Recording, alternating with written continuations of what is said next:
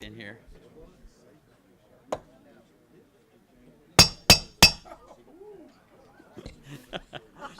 the the table was a little dull, but anyway.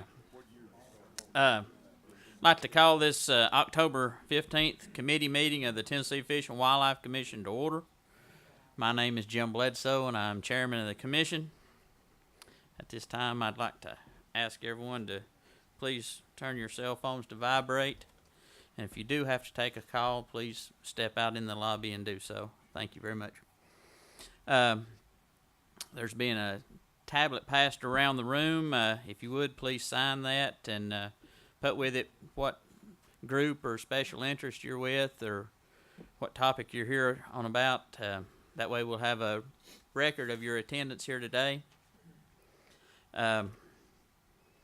Also, when the committees are meeting today, if you want to address the commission on that particular topic, please come to the front and state your name and address either me or the chairman of that committee only. And please nothing back and forth with the audience. If you have a topic that's not on the agenda, please wait till the end and I'll ask if there's anything else to be brought before the commission. And we do have a few special guests here today. See Mr. Ron Crabtree, as always, thank you. And Andy Edwards is also here today with Quail Forever. And Mr. Mike Butler with Tennessee Wildlife Federation. Thank you all very much for being here. This time, Miss Barbara, would you please call the roll?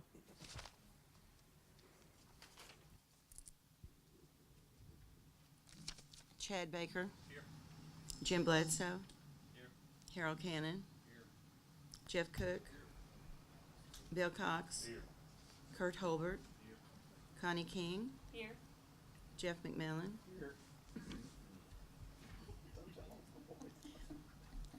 Jim Ripley. Here. Bill Swan. Trey Teague. David Watson. Here. Jamie Woodson. Here. We have a quorum. Thank you, Miss Barbara. This time, Director Carter, do you have any announcements this moment? I do have a couple of things, but if it's okay with you, Mr. Chairman, I'll wait till the end of the meeting. Thank you, sir.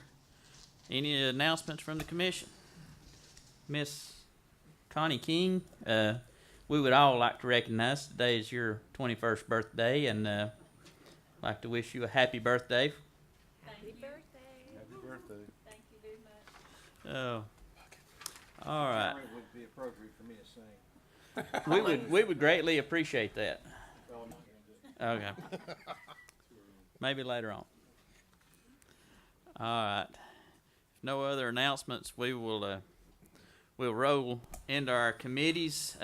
First off is the Wildlife Committee, Chairman Jeff McMillan. Thank you, Chairman Bledsoe. At this time, I'll ask Andy Edwards to come up and do his presentation. Andy is the regional representative for Quail Forever.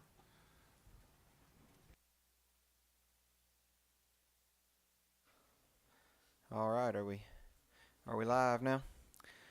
All right. So I am here today to talk to you about several things. Just on the agenda, it says the Farm Bill Wildlife Biologist Update. But I thought while I was making this presentation, I might want to do a little bit of background work as well. I promise I'm not going to bore you to death or make it seem like you're trying to drink from a fire hose. I hope I hit somewhere in the middle.